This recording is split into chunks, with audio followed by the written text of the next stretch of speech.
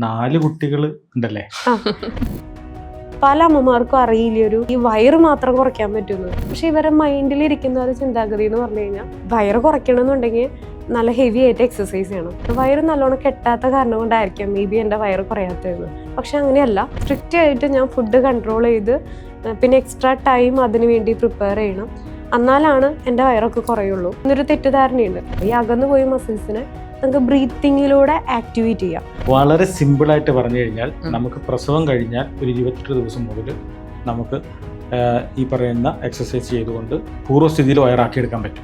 അമ്മയ്ക്കൊരു ഹോസ്പിറ്റൽ ഒരു ഇൻസിഡൻറ്റ് വന്നു. അമ്മേനെ തിരിച്ച് കിട്ടില്ല എന്ന് പറഞ്ഞ ഒരു സിറ്റുവേഷൻ ആയിരുന്നു. ഞങ്ങൾ ഇമോഷണലിയും ഫിനാൻഷ്യലിയും. Hi Jelitta Jose. Hi Satheesh bro. Hi. ഒരു ഭയങ്കര ഒരു ഇടിവെട്ട് സംഭവമാണ് നമ്മുടെ മുമ്പിലിരിക്കുന്നത്. കാര്യം എന്താണെന്ന് വെച്ച് കഴിഞ്ഞാൽ നമ്മൾ ഈ pre and post natal care ഇല്ലേ, അതൊരുപാട് നമ്മുടെ നാട്ടിൽ ഇമ്പോർട്ടൻ്റ് ആയിട്ടുള്ള സംഭവമല്ലേ. അതിൽ pre and post natal exercise specialist ആണ്, ACE സർട്ടിഫൈഡ് ആണ്. അതുപോലെ തന്നെ ഡയസ്റ്റാസിസ് റെക്ടേ കേട്ടിട്ടുണ്ടോ? ഡയസ്റ്റാസിസ് റെക്ടേ റിവേഴ്സൽ എക്സ്പേർട്ട് ആണ്. ശരി, ഓക്കെ. അപ്പോൾ അത് ഇവിടെ നമുക്ക് ഏറ്റവും കൂടുതൽ ഒരു തെറ്റിദ്ധാരണ ഉള്ള ഒരു മസിലാണ് തോന്നുന്നു അല്ലേ. അപ്പൊ ആ മസിലിനെ റിവേഴ്സ് ചെയ്യുന്ന ഒരാളാണ് അതെ, വയറിന്റെ മസിൽ. അപ്പൊ ആ മസിലും നമ്മുടെ പോസ്റ്റ് പാർട്ടവും തമ്മിൽ അല്ലെങ്കിൽ പ്രസവവും തമ്മിലൊക്കെ എന്താണ് ബന്ധം, എന്തുകൊണ്ടാണ് ആ സാധനം റിവേഴ്സ് ചെയ്യേണ്ടി വരുന്നതെന്നൊക്കെ ഒന്ന് പറയാമോ? ഓക്കെ. നോർമലി പല അമ്മമാർക്കും അങ്ങനെ ഒരു തെറ്റിദ്ധാരണയുണ്ട്. അല്ല, നോർമലി എല്ലാവരും ഒരു ധാരണ ഇപ്പൊ കുറച്ചും കൂടി എഡ്യൂക്കേറ്റഡ് ആയി തുടങ്ങി. അവർ വിചാരിച്ചിരിക്കുന്നത് ബാക്കി എല്ലാ ഭാഗത്തെയും മസിൽസ് ഉള്ള പോലെ നമുക്ക് നോർമലി വയറിന് മസിലുണ്ട്. ചിലപ്പോൾ അതിലേക്ക് അധികം കോൺസെൻട്രേഷൻ കൊടുക്കാത്ത കാരണം കൊണ്ടായിരിക്കാം, എന്നാൽ എക്സസൈസിനോടുള്ള ഒരു തെറ്റിദ്ധാരണ കൊണ്ടായിരിക്കാം. നോർമലി എക്സസൈസ് എന്ന് പറയുമ്പോൾ അവർ കൂടുതലും ചെയ്യുന്നത് നോർമൽ ആയിട്ടുള്ള എക്സസൈസ് ആക്ടിവിറ്റി എന്ന് പോലും പറയില്ല, നോൺ എക്സസൈസ് ആക്ടിവിറ്റീസ് എന്ന് ആയിട്ടായിരിക്കും എക്സസൈസ് ആയിട്ട് കൺസിഡർ ചെയ്ത് ചെയ്യുന്നുണ്ടായിരിക്കാം. ഇപ്പം നടത്തം അല്ലെങ്കിൽ വാക്കിങ്, സൈക്ലിങ് അതൊക്കെ ചെയ്തിട്ട് പറയും ഞാൻ വയറ് കുറയ്ക്കാൻ ഞാൻ ഒരുപാട് വർക്ക് ചെയ്യുന്നുണ്ട്, പക്ഷെ എൻ്റെ വയറ് മാത്രം കുറയുന്നില്ല. ചിലപ്പോൾ നോർമലി എക്സസൈസ് ചെയ്യുന്നുണ്ടായിരിക്കാം, പക്ഷെ വയറ് ഭാഗത്തെ ആക്ടിവേറ്റ് ചെയ്യുന്ന രീതിയിലേക്കുള്ള ആക്ടിവിറ്റീസ് ഒന്നും ചെയ്യുന്നുണ്ടാവില്ല. അതായത് നമുക്ക് നോർമലി വയറുമീ മസിൽസ് ഉണ്ട്. ഈ മസിൽസ് നമ്മൾ പ്രഗ്നൻ്റ് ആയിരിക്കുന്ന ഒരു ലേഡീനെ സംബന്ധിച്ച് അവർ പ്രഗ്നൻസിയിൽ ഒരു കുഞ്ഞിനെ ഉൾക്കൊള്ളാൻ വേണ്ടി, കുഞ്ഞുമാവ നല്ല സേഫ് ആയിട്ടിരിക്കാൻ വേണ്ടി വയറിൻ്റെ മസിൽസ് ലൂസാവും. അത് ലൂസായി ബേബി പുറത്തേക്ക് വന്നു ഒറ്റയടിക്ക് ഇങ്ങനെ ഇരിക്കുന്ന ഈ ഒരു മസിൽസ് ഇതേ ഒരു ഷേപ്പിലേക്ക് തിരിച്ചു വരുന്നില്ല. മസിൽ അങ്ങനെ തന്നെ അകം തന്നെ ഇരിക്കുന്നത്. അതിനെ പോസ്റ്റ് പാർട്ടം കെയറിൻ്റെ ഒപ്പം അതിന് കെയർ കൊടുത്താൽ മാത്രമേ തിരിച്ച് പഴയ ഷേപ്പിലേക്ക് തിരിച്ചു വരുള്ളൂ. കിട്ടുന്നുണ്ടല്ലോ, വലിച്ചു കിട്ടുമ്പോ അതൊരു സപ്പോർട്ട് മാത്രമേ കിട്ടുന്നുള്ളൂ. അപ്പോഴും മസിൽസ് തിരിച്ച് ആ ഒരു ഷേപ്പിലേക്ക് തിരിച്ചു വന്നു എന്ന് നമുക്ക് ഉറപ്പുവരുത്താൻ പറ്റില്ല. അപ്പോൾ അതിന് വേണ്ടിയിട്ട് പോസ്റ്റ് പാർട്ടം കെയറിൻ്റെ കൂടെ തന്നെ ചെയ്താൽ മാത്രമാണ് ഈ മസിൽസിനെ സ്ട്രെങ്തൻ ചെയ്യാനുള്ള കോർ ആക്ടിവേഷൻ ടെക്നിക്സ് ഉണ്ട്, അത് അപ്ലൈ ചെയ്യണം. പണ്ട് അമ്മമാർക്ക് എന്ന് പറഞ്ഞു കഴിഞ്ഞാൽ ഇപ്പോൾ ചോദിക്കാവുന്ന ഒരു ചോദ്യമാണ്, പഴയ അമ്മമാര് ഇതൊക്കെ ചെയ്തിട്ടാണോ അവര് ആ ഒരു ഷേപ്പിലേക്ക് വന്നിരുന്നത്, അവര് നല്ലപോലെ പണിയെടുത്തിരുന്നു, അപ്പൊ അവരെ വയറൊക്കെ തനിയെ കുറഞ്ഞിരുന്നു. ഇപ്പോഴത്തെ ലേഡീസ് കൂടുതലും പണിയെടുക്കാത്ത കാരണം കൊണ്ടാണ്, അല്ലെങ്കിൽ ഒരു ആക്ടിവിറ്റീസ് ഇല്ലാത്ത കാരണമാണ്. പക്ഷെ പണ്ടത്തെ അമ്മമാർക്ക് എന്ന് പറഞ്ഞു കഴിഞ്ഞാൽ അവര് നന്നായി വയറുഭാഗം കൂടി അനങ്ങുന്ന ആക്ടിവിറ്റീസ്, അതായത് ഇരുന്നിട്ടും അല്ലെങ്കിൽ ഇപ്പോ നിലമൊക്കെ ഇരുന്ന് തുടക്കിയിരുന്നു, അല്ലെങ്കിൽ ഇപ്പൊ പാത്രങ്ങൾ കഴുകണമെങ്കിൽ പോലും നിലത്തിരുന്ന് പാത്രങ്ങൾ കഴുകി അങ്ങനെ ചെയ്തിരുന്നു.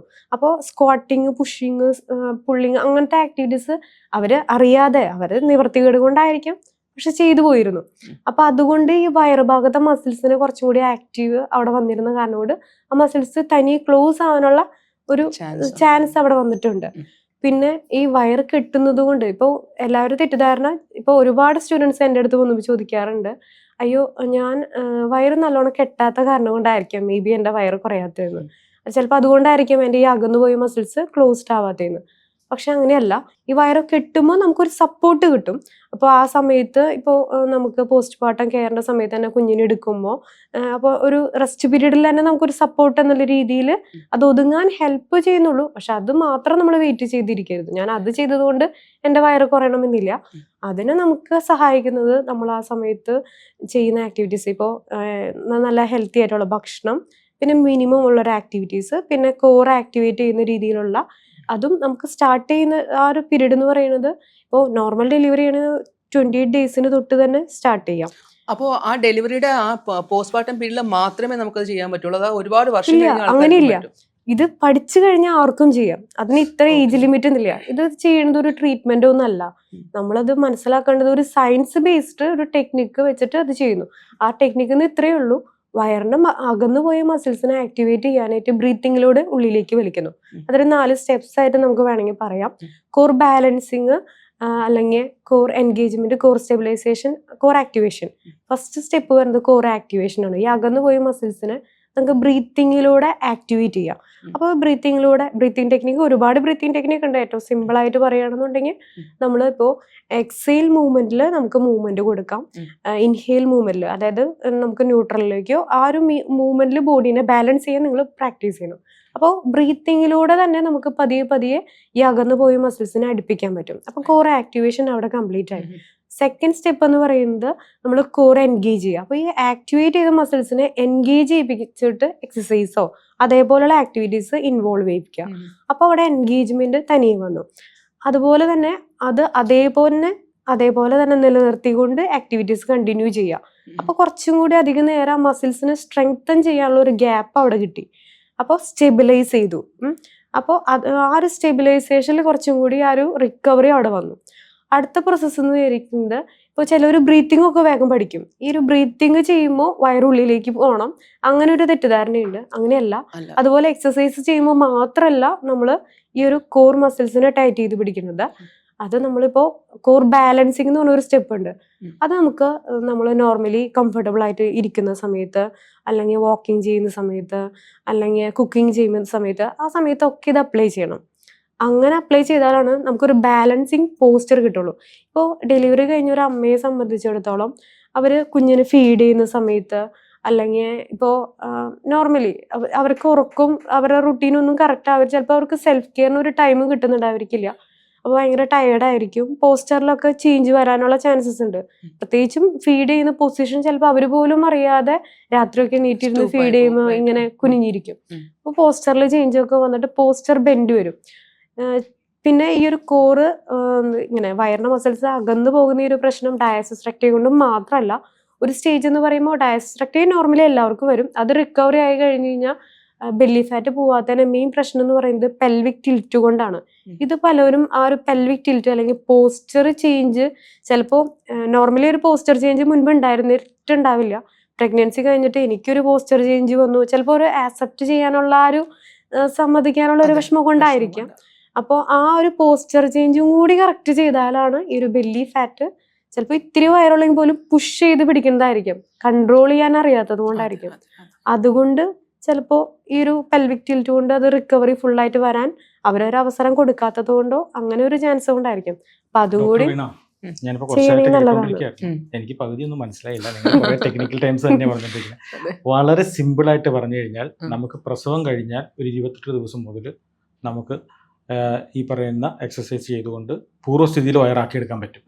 നാച്ചുറലി എല്ലാ ലേഡീസിനും ആഗ്രഹമുണ്ട് ബെല്ലി ഫാറ്റ് റിവേഴ്സ് ചെയ്യുന്ന ആഗ്രഹമുണ്ട്. പക്ഷെ ഇവരുടെ മൈൻഡിൽ ഇരിക്കുന്ന ഒരു ചിന്താഗതി എന്ന് പറഞ്ഞു കഴിഞ്ഞാൽ, വയറ് കുറയ്ക്കണം എന്നുണ്ടെങ്കിൽ നല്ല ഹെവി ആയിട്ട് എക്സസൈസ് ചെയ്യണം. കാരണം വയറ് ഏറ്റവും ലാസ്റ്റ് പോകുള്ളൂ. കാരണം പെട്ടെന്ന് ഉണ്ടാക്കിയെടുത്ത ഒരു സംഭവമല്ല.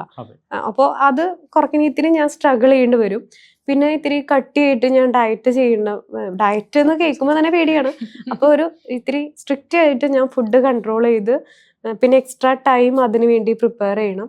എന്നാലാണ് എൻ്റെ വയറൊക്കെ കുറയുള്ളൂ. അപ്പോഴാണ് എനിക്കൊരു ഫിറ്റ് ആയിട്ടുള്ളൊരു ബോഡി അച്ചീവ് ചെയ്യാൻ പറ്റുള്ളൂ എന്നൊരു തെറ്റിദ്ധാരണയുണ്ട്. അപ്പം അതിന് വേണ്ടിയിട്ട് ഞാനും ആദ്യം ആ ഒരു മൈൻഡ് സെറ്റ് ആണ് നമ്മൾ ആദ്യം മാറ്റിയെടുക്കേണ്ടത്. നമുക്ക് നാച്ചുറലി ഡയറ്റ് നോക്കണം.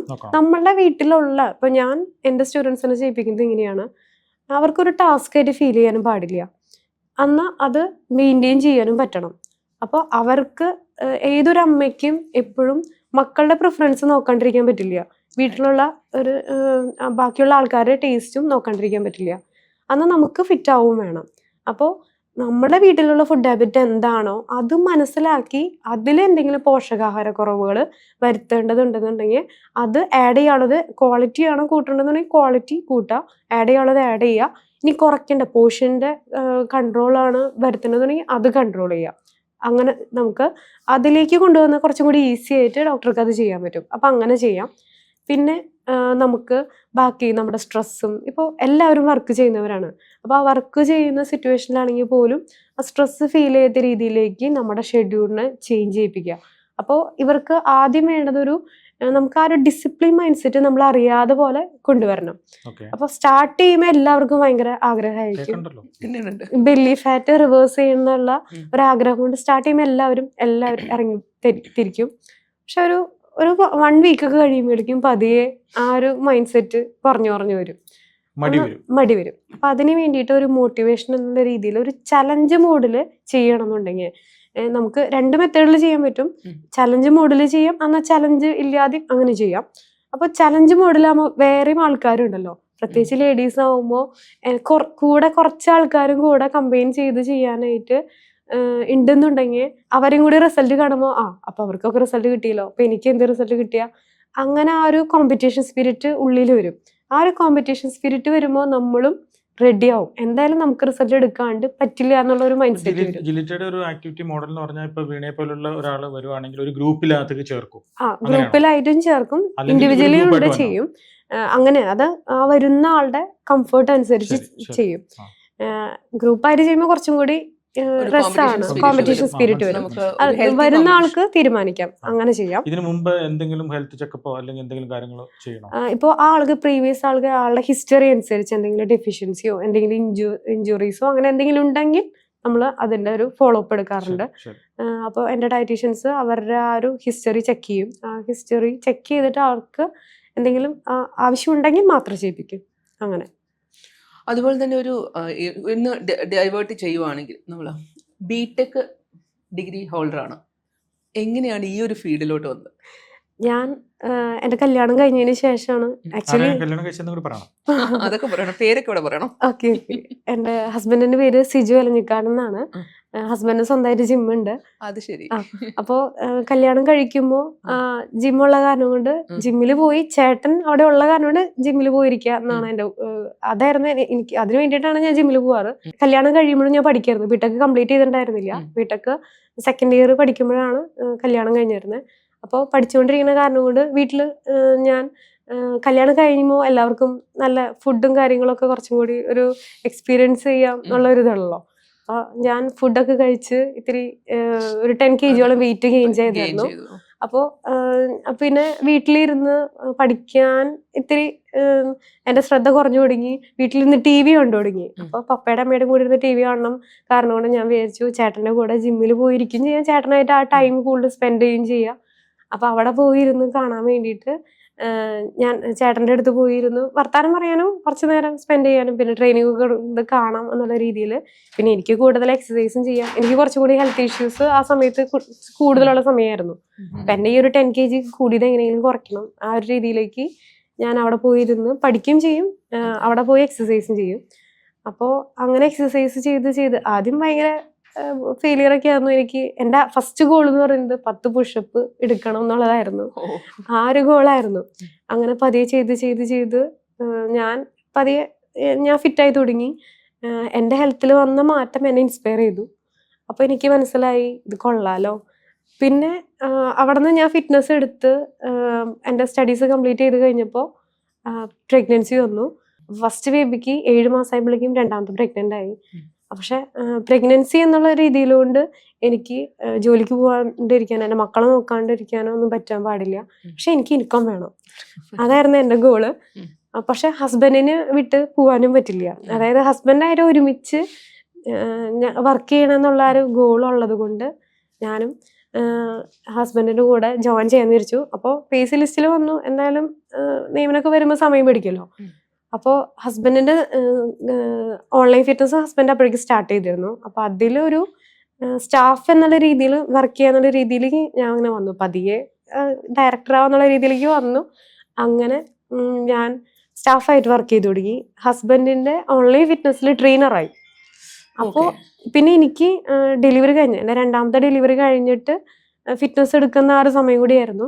അപ്പോൾ ഞാൻ ഓൾറെഡി ഫസ്റ്റ് പ്രഗ്നൻസിയിൽ തന്നെ ഫിറ്റ്നസ് എടുത്ത കാരണം കൊണ്ട് എനിക്കറിയാം രണ്ടാമത്തെ ഡെലിവറിയിൽ എന്താ ചെയ്യുന്നത്. അപ്പോഴേക്കും ഞാൻ ഫിറ്റ്നസ് എടുത്ത് ഞാൻ ട്രെയിനിങ്സ് കൊടുത്തു തുടങ്ങി. അപ്പോൾ പിന്നെ ഞാൻ ട്രെയിനിങ് കൊടുക്കുമ്പോൾ മക്കളുണ്ടാവും അടുത്ത്. എന്നാലും എനിക്ക് അപ്പോൾ ഞാൻ അതിൽ എൻജോയ് ചെയ്തിരുന്നു. അപ്പോൾ ഞാൻ അങ്ങനെ പതിയെ പതിയെ ഞാൻ ട്രെയിനിങ് കൊടുത്ത് പിന്നെ ഞങ്ങൾക്ക് ഇത്രയും കൂടി നല്ലൊരു രീതിയിൽ ഡെവലപ്പ് ചെയ്യണം, കുറച്ചും കൂടി അധികം ആൾക്കാരിലേക്ക് ഈ ഒരു ഫിറ്റ്നസ് എത്തിക്കണം എന്നുള്ളൊരു ഗോൾ വന്നപ്പോൾ ഞാനും ഹസ്ബൻഡും കൂടി കമ്പനി സ്റ്റാർട്ട് ചെയ്തു. ആദ്യം ഞങ്ങളുടെ ബ്രാൻഡ് അത്ലറ്റിക്കോ ഫിറ്റ്നസ് എന്നായിരുന്നു. പക്ഷെ അത് അത്ലറ്റിക് ഓറിയന്റഡ് ആയിട്ട് വരുമ്പോൾ അതിൽ ഞാൻ വരില്ല. അപ്പോൾ ഞാൻ ഹസ്ബൻഡിനോട് പറഞ്ഞു, നമുക്ക് ഹെൽത്ത് റൂട്ട് കമ്പനിക്ക് ഇപ്പോഴും ഒരു ഫാമിലി, അതായത് ഞങ്ങൾ ഉദ്ദേശിക്കുന്നത് ഇത്രയേ ഉള്ളൂ, ഒരാളെ ഹെൽത്തിലേക്ക് കൊണ്ടുവരണം, അത് കഴിഞ്ഞാൽ ഒരു വഴി അവർക്ക് കാണിച്ചു കൊടുക്കണം, അത് കഴിഞ്ഞ് പിന്നെ ഫാമിലിയോട് കൂടി ഫിറ്റ്നസ് എടുക്കണം, ആ ഒരു ഗോളായിരുന്നു. അപ്പോൾ ഞങ്ങൾ കുറേ സെർച്ച് ചെയ്ത് ഹെൽത്ത് റൂട്ട് വെൽനസ് എന്നുള്ള പേര് കിട്ടി. അങ്ങനെ അതിൽ വന്ന് എൻ്റെ 3ാമത്തെ ഡെലിവറി കഴിഞ്ഞു. അപ്പോഴേക്കും ഞാൻ 3ാമത് പ്രഗ്നന്റ് ആയി. അപ്പോൾ 3ാമത്തെ ഡെലിവറി വന്നപ്പോൾ എനിക്ക് എൻ്റെ ബെല്ലി ഫാറ്റ് കുറച്ചും കൂടി കുറയാനുള്ള കാര്യങ്ങൾക്ക് വേണ്ടി ഞാനിങ്ങനെ കോർ ടൈറ്റനിങ് ടെക്നിക്കൊക്കെ ചെയ്തുകൊണ്ടിരിക്കുമ്പോൾ ഞാൻ വിചാരിച്ചു, പിന്നെ ഞാൻ എക്സസൈസ് ഒക്കെ ചെയ്യുമ്പോൾ എൻ്റെ 3 മക്കളും അടുത്ത് നിൽക്കണം. അപ്പം ഞാൻ വെറുതെ അന്നൊരു യോഗ ഡേ ആയിരുന്നു. അപ്പം ഞാൻ മോളും ഞാനും കൂടി യോഗ ചെയ്യണം വെറുതെ വീഡിയോ ഞങ്ങളുടെ കസ്റ്റമേഴ്സിന്റെ ഗ്രൂപ്പിൽ ഞാൻ ഇട്ടു. അപ്പൊ അതില് നന്നായി മോളും ചെയ്യുന്നുണ്ടല്ലോ, മാം നന്നായി ചെയ്യുന്നുണ്ട്, അങ്ങനെ കുറെ റിവ്യൂസ് ഒക്കെ കിട്ടി. അപ്പൊ ഞാൻ ചോദിച്ചാൽ അല്ല, എല്ലാവരും ആഗ്രഹിക്കുന്ന ഒരു കാര്യമല്ല മക്കളെയും ഫിറ്റ്നസ് എടുക്കുക, ഫാമിലിയോട് കൂടി ഫിറ്റ്നസ് എടുക്കുക എന്നുള്ളത്. അപ്പോൾ അത് കുഴപ്പമില്ലല്ലോ. അപ്പോൾ ഇതേപോലെ എന്നെ പോലെ ഒരുപാട് അമ്മമാര് ആഗ്രഹിക്കുന്നുണ്ടെന്ന് എനിക്ക് മനസ്സിലായി. അപ്പോൾ ഞാൻ വിചാരിച്ചു, ഇനി അമ്മമാരെ തന്നെ ഒന്ന് ഹെൽപ്പ് ചെയ്താലോ. അപ്പോൾ അവർക്ക് വേണ്ടി ഒരു പ്രോഗ്രാം നല്ലതല്ലേ എന്ന് വിചാരിച്ചിട്ട് ഞാൻ ഹസ്ബൻഡിനോട് പറഞ്ഞു, ഒരു ഹാപ്പി ഫിറ്റ് മൂവ് എന്ന് പറഞ്ഞിട്ട് ഒരു പ്രോഗ്രാം നമുക്ക് ചെയ്തുകൂടെ. കാരണം എല്ലാ അമ്മമാരും, ഞാൻ ഇപ്പോൾ 3ാമത്തെ ഡെലിവറി കഴിഞ്ഞിരിക്കുന്ന സമയമാണ്. അപ്പോൾ എൻ്റെ ബേബിക്ക് 3 മന്ത് ആയിട്ടുള്ളൂ. അപ്പോൾ ആ സമയം നമ്മൾ എന്തായാലും കുറേ ഹോർമോണൽ വേരിയേഷനിലും ഭയങ്കര ഒന്നും ചെയ്യാൻ പറ്റാത്ത ഒരവസ്ഥ, ഇപ്പോഴും പോസ്റ്റ്മോർട്ടം ഡിപ്രഷൻ, എനിക്ക് അത് വരും, എൻ്റെ ബോഡി ഇനി തിരിച്ചു വരില്ല, ഹെയർ കുറയണം, അങ്ങനെയൊക്കെ കുറെ ചിന്തിച്ചുകൊണ്ടിരിക്കുന്ന സമയം. അപ്പോൾ ആ ഒരു ആൻസൈറ്റിക്ക് പകരം എനിക്കിനി എന്ത് ചെയ്യാൻ പറ്റും, എനിക്കിനി എത്ര പേരെ ഹെൽപ്പ് ചെയ്യാൻ പറ്റും, അതിൽ നിന്ന് ഞാൻ എന്തായി മാറുന്നുള്ള ചിന്ത വന്നു കഴിഞ്ഞു കഴിഞ്ഞാൽ എനിക്ക് കുറച്ചും കൂടി നല്ലതല്ലേ. അങ്ങനെ ഞാൻ ഹസ്ബൻഡുമായിട്ട് ഡിസ്കസ് ചെയ്ത് ഹാപ്പി ഫിറ്റ് മോം എന്ന് പറഞ്ഞ ഒരു പ്രോഗ്രാം നമുക്ക് ചെയ്യാം. അമ്മമാർക്കും മാത്രമായിട്ട് ഒരു പ്രോഗ്രാം ചെയ്യാം. പല അമ്മമാർക്കും അറിയില്ല ഈ വയറ് മാത്രം കുറയ്ക്കാൻ പറ്റുമെന്ന്. ഞാൻ ഇതുപോലെ ഫിറ്റ്നസ് എടുത്തത് അവർക്കും കൂടി ഷെയർ ചെയ്ത് കൊടുക്കുന്നത് നല്ലതല്ലേ, അങ്ങനെ പറഞ്ഞു. അപ്പൊ നമുക്ക് ചെയ്യാന്ന് പറഞ്ഞ് ഞങ്ങൾ സ്റ്റാർട്ട് ചെയ്തു. ഓൺലൈൻ ആണല്ലേ അത്? ഓൺലൈനായിട്ട് ഞങ്ങള് 2023 തന്നെ സ്റ്റാർട്ട് ചെയ്തു. അപ്പോൾ അത്യാവശ്യം നല്ലൊരു 750-ലധികം ക്ലയൻസ് അമ്മമാര് വന്നായിരുന്നു. അങ്ങനെ വന്നുകൊണ്ടിരിക്കുന്ന സമയത്ത് ഞങ്ങളുടെ വീട്ടിലൊരു അമ്മയ്ക്ക്, ഹസ്ബൻഡിന്റെ അമ്മയ്ക്ക്, അമ്മ നല്ല സപ്പോർട്ടീവ് ആയിരുന്നു. ഫാമിലിയുടെ കാര്യം ഒന്നും പറയാനില്ല, അവരും നല്ല സപ്പോർട്ടീവ് ആണ്. അങ്ങനെ അമ്മയ്ക്കൊരു ഹോസ്പിറ്റൽ ഒരു ഇൻസിഡന്റ് വന്നു. അത്യാവശ്യം നല്ലൊരു ഹോസ്പിറ്റൽ ഇൻസിഡന്റ് ആയിരുന്നു. അമ്മേനെ തിരിച്ചു കിട്ടില്ല എന്ന് പറഞ്ഞ ഒരു സിറ്റുവേഷൻ ആയിരുന്നു. ആക്ച്വലി ഞങ്ങൾ ഇമോഷണലിയും ഫിനാൻഷ്യലിയും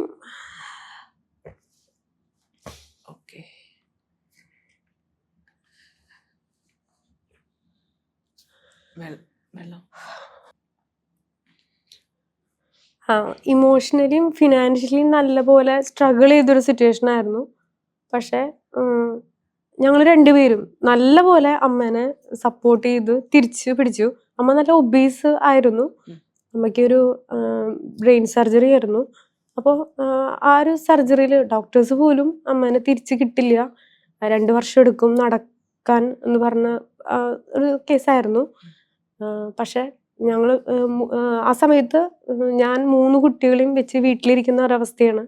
ഓൺലൈൻ ഫിറ്റ്നസ് നല്ല രീതിയിൽ സ്റ്റാർട്ട് ചെയ്യാൻ വേണ്ടി ഒരു ഓഫ്ലൈൻ ഒരു സെന്റർ സ്റ്റാർട്ട് ചെയ്യുന്ന രീതിയിലേക്ക് കൊണ്ടുവന്ന് സക്സസ്ഫുള്ളി അതിനു വേണ്ടി കാര്യങ്ങൾ എല്ലാം നീക്കിക്കൊണ്ടിരിക്കുന്ന സമയമാണ്. അപ്പോഴാണ് അമ്മയ്ക്ക് ഈ ഒരു സർജറി വന്നത്. അപ്പോൾ പക്ഷെ അമ്മേനെ ഞങ്ങൾക്ക് തിരിച്ചു പിടിക്കും വേണം. അതിനു വേണ്ടി അമ്മേനെ നല്ലപോലെ കെയറും കൊടുത്തു. ഞങ്ങൾ രണ്ടുപേരും, ഹസ്ബൻഡും ഞാനും, ഒരുപോലെ സപ്പോർട്ട് ചെയ്തു. അങ്ങനെ അമ്മ ഓക്കെ ചെയ്ത് തുടങ്ങി. അമ്മ ഒരു 6 മന്ത് കൊണ്ട് തന്നെ ഫുള്ളി ഓക്കെ നടന്നു വന്നു. അപ്പോൾ അമ്മയുടെ വെയിറ്റ് ലോസിൽ എടുത്ത റിസൾട്ട് അപ്പോൾ ഹസ്ബൻഡിനും കൂടി അത് മനസ്സിലായി. ഇതുപോലെ ഒരുപാട് അമ്മമാര് ഇതുപോലെ സ്ട്രഗിൾ ചെയ്യുന്ന അമ്മമാരുണ്ട്. അതായത് ഇപ്പോൾ ഒരു ബ്ലോക്ക് വന്നു കഴിഞ്ഞ് കഴിഞ്ഞാൽ പിന്നെ തിരിച്ചു വരാൻ പറ്റില്ല എന്നൊരു ഫേസിലിരിക്കുന്ന അമ്മമാരുണ്ട്. അപ്പോൾ അങ്ങനെ ഹസ്ബൻഡും അതുപോലെ ഫാറ്റ് ലോസിന് വേണ്ടിയിട്ട്, ഈവൻ നമുക്കൊരു വെയിറ്റ് ലോസ് ചെയ്യണമെങ്കിലോ അല്ലെങ്കിൽ ഒരു ഫാറ്റ് ലോസ് ഹെൽത്ത് റിസൾട്ട് എടുക്കാൻ വേണ്ടിയിട്ട് നമുക്കൊരു എന്താ പറയുക, ഒന്നിൻ്റെ ഒരു ബാരിയറും ഇല്ല.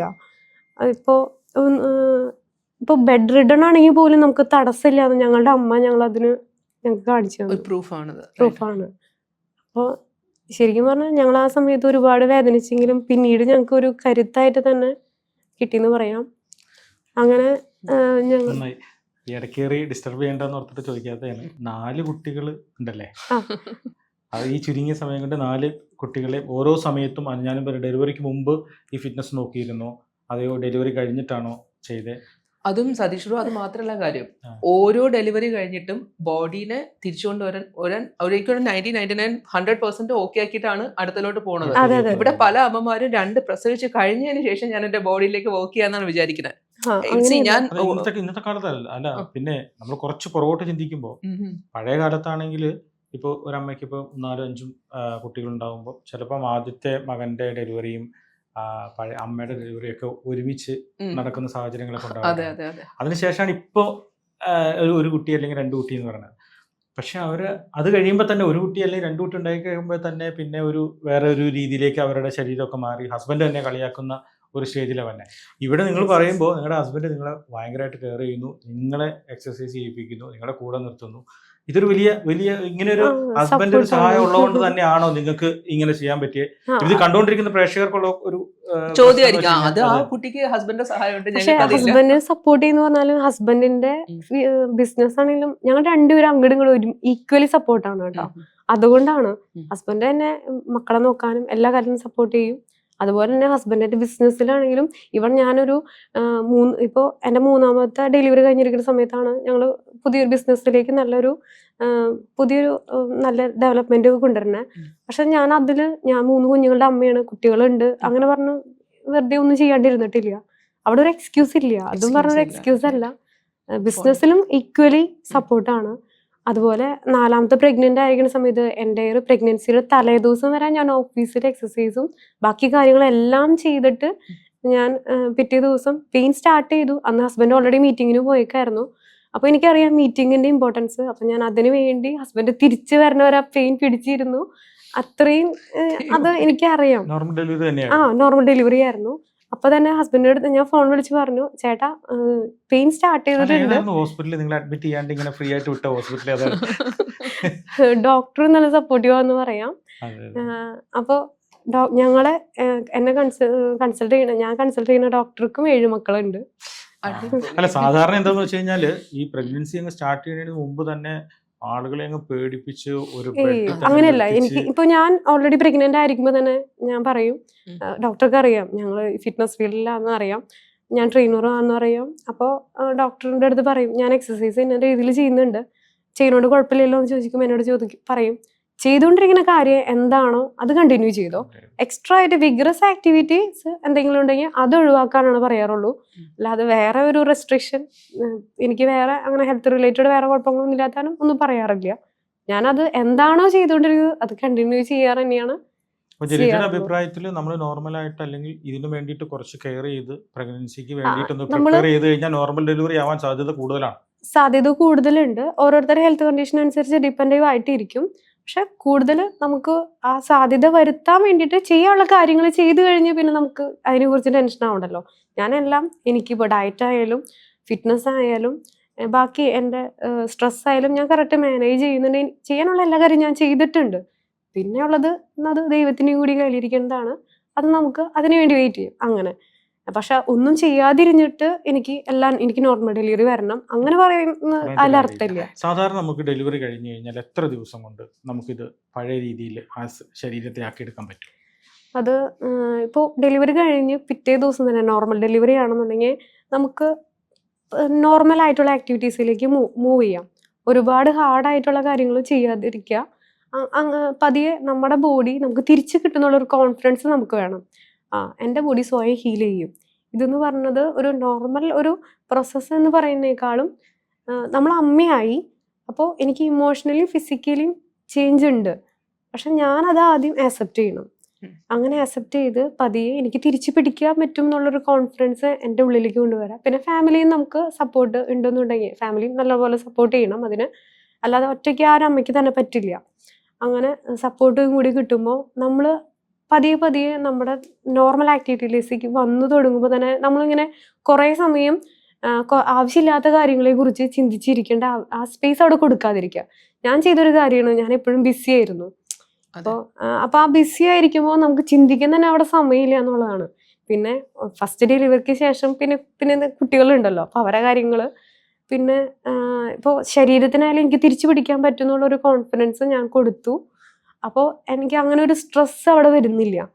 പിന്നെ കോർ ആക്ടിവേഷൻ, വയറിന്റെ മസിൽസിനെ അകന്നു പോയ ആ മസിൽസിനെ ആക്ടിവേറ്റ് ചെയ്യാനുള്ള കാര്യങ്ങൾ പതിയെ ഞാൻ 28 ദിവസം, ഇപ്പം എൻ്റെ 4ാമത്തെ കുഞ്ഞിന് 28 ദിവസം മുതലേ ഞാൻ സ്റ്റാർട്ട് ചെയ്ത് തുടങ്ങിയായിരുന്നു. അപ്പോൾ പിന്നെ ഭക്ഷണ ക്രമീകരണത്തിലായാലും പ്രസവരക്ഷ എന്ന് പറഞ്ഞത് അത്ര തെറ്റായ കാര്യം ഒന്നും ഞാൻ പറയുന്നില്ല. ചെയ്തുകൊണ്ടും കുഴപ്പമൊന്നുമില്ല. കാരണം ആ സമയത്ത് നമുക്ക് ഒരു പാമ്പറിങ് കിട്ടും, ഒരു നല്ലൊരു റിലാക്സേഷൻ ആണ്.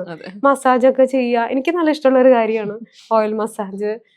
അതുപോലെ നമുക്ക് ആരെങ്കിലും ഒക്കെ നമ്മൾ ഒഴിഞ്ഞു കുളിപ്പിക്കാനൊക്കെ ഉണ്ടെങ്കിൽ നല്ലൊരു കെയർ അല്ലേ, ആ സമയത്ത് നമുക്ക് നല്ലൊരു സെൽഫ് കെയർ, അതൊന്നും നമുക്ക് ചെയ്യണമെന്നൊന്നും ഒരു കുഴപ്പമില്ല. പക്ഷെ ഭക്ഷണം ആയാലും കഴിക്കുന്ന ഭക്ഷണത്തിന്റെ ഒരുപാട് അളവ് കൂട്ടിയിട്ടല്ല. പാലുണ്ടാവണം എന്ന് വിചാരിച്ച് എല്ലാം കുറെ നല്ല ഭക്ഷണം കിട്ടുന്നത് എല്ലാം വാരി കഴിക്കുക, അങ്ങനെയല്ല. എല്ലാം കഴിക്കണം, അതിൻ്റെതായ അളവിൽ കഴിക്കുക. അതൊക്കെ ശ്രദ്ധിച്ച്, അതുപോലെ പതിയ രീതിയിൽ ചെറിയ മൂവ്മെന്റ് ഒക്കെ കൊടുത്ത് നമുക്ക് എക്സസൈസിലൂടെ പതിയെ നമ്മൾ പോലും അറിയാതെ എക്സസൈസ് ചെയ്യുന്നുള്ളൊരു മൈൻഡ് സെറ്റ് വന്നു കഴിഞ്ഞാൽ പതിയെ നമുക്ക് ആ ഒരു ഹെൽത്തിലേക്ക് തിരിച്ചു വരാൻ പറ്റും.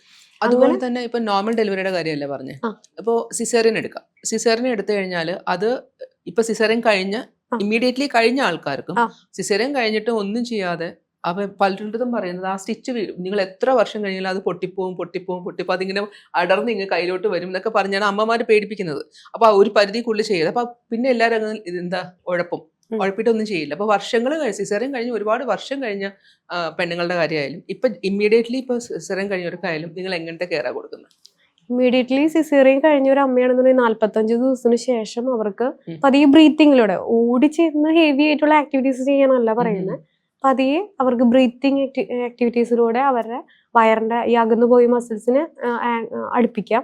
അതുപോലെ ഇനി ബെല്ലി ഫാറ്റ് ആണെങ്കിലും പതിയെ ആ ഒരു ആക്ടിവിറ്റിയിലേക്ക് പതിയെ വരാം. അങ്ങനെ ആ ഒരു 60 days ഒക്കെ കഴിയുമ്പോഴേക്കും ഒരു 3 month ഒക്കെ ആകുമ്പോഴേക്കും അവർ പതിയെ ആ ഒരു നോർമൽ രീതിയിലേക്ക് വന്നു. പിന്നെ ഡയറ്റിൽ നല്ല രീതിയിൽ ശ്രദ്ധിക്കുക. പിന്നെ ഒട്ടും മൂവ്മെന്റ് കുറയ്ക്കാതിരിക്കുക. സിസേറിയൻ ആണ് എന്ന് വിചാരിച്ച് ഒന്നും ചെയ്യാതിരിക്കാന്നല്ല, നമ്മൾ നോർമലി ഹീൽ ചെയ്യും, നമ്മുടെ ബോഡിക്ക് അതിനുള്ള പവർ ഉണ്ടെന്ന് ആദ്യം വിശ്വസിക്കുക. അങ്ങനെ പതിയെ ആ ഒരു ആക്ടിവിറ്റിയിലേക്ക് വരുമ്പോൾ അവർക്ക് ഒരു നോർമൽ ലൈഫ് സ്റ്റൈലിലേക്ക് വരാൻ പറ്റും. അപ്പോൾ ഒരു 3 month എത്തുമ്പോഴേക്കും അവരൊരു നോർമൽ ഡെലിവറി കഴിഞ്ഞ ഒരു ലേഡിയുടെ പോലെ തന്നെ എക്സസൈസ് ചെയ്യാനുള്ള ഒരു സ്ട്രെങ്ത് അവർക്കായി. അപ്പോൾ പിന്നെ നോർമൽ ആക്ടിവിറ്റീസിലേക്ക് വന്ന് എക്സസൈസ് വയറിന് കുറയ്ക്കാനുള്ള ആക്ടിവിറ്റീസിലേക്ക് അവർക്ക് കോർ ആക്ടിവേഷൻ ടെക്നിക്കിലേക്ക് നല്ല പോലെ എൻഗേജ്മെന്റ് ഒക്കെ ശ്രദ്ധിച്ച് സ്റ്റെബിലൈസേഷൻ ഒക്കെ ചെയ്ത് വയറ് കുറയ്ക്കാനുള്ള ആക്ടിവിറ്റീസിലേക്ക് വന്ന് ആ റിസൾട്ട് എടുക്കാൻ പറ്റും. അത് C-section കഴിഞ്ഞു എന്ന് വിചാരിച്ച് ഇനി ഇത് പറ്റില്ല, ഇനി എനിക്ക് നോർമൽ ഡെലിവറിക്കാർക്ക് പറ്റുള്ളൂ അങ്ങനെ വിചാരിച്ച് വിഷമിച്ചിരിക്കേണ്ട ഒരു കാര്യമില്ല. എല്ലാവർക്കും അത് ചെയ്യാൻ പറ്റും. ഡെലിവറി കഴിഞ്ഞ ഒരു 5 വർഷം കഴിഞ്ഞിട്ടാണ് അങ്ങനെ ഏജ് ഒന്നും ഇല്ല. ഇതിപ്പോ ഡെലിവറി കഴിഞ്ഞ് റീസെന്റ് ആയിട്ടുള്ള ഒരു പോസ്റ്റ്മോർട്ടം മദറിനാണ്, അങ്ങനെയൊന്നും ഇല്ല. ഇതൊരു ട്രീറ്റ്മെന്റ് അല്ലല്ലോ, നമ്മളൊരു സയൻസ് ബേസ്ഡ് അകന്നു പോയ മസിൽസിനെ വയറിന്റെ ഇന്നർ കോർ മസിൽസിനെയും കൂടി ആക്ടിവേറ്റ് ചെയ്തിട്ട് നമ്മൾ ഉള്ളിലേക്ക് അടുപ്പിക്കുന്നു. അതുപോലെ ബെല്ലി ഫാറ്റിനാണെങ്കിലും അവരുടെ ലൈഫ് സ്റ്റൈൽ മോഡിഫിക്കേഷൻ ആണ് നമ്മൾ ചേഞ്ച് കൊടുക്കണത്. അപ്പൊ അതിന് ഇത്ര ഏജ് എന്ന് പറഞ്ഞ ഒരു പ്രശ്നമില്ല, എത്ര ഏജ് ആണെങ്കിലും ചെയ്യും. പ്രോഗ്രാം മുഴുവൻ ഓൺലൈനിലാണോ? ഓൺലൈനാണ്.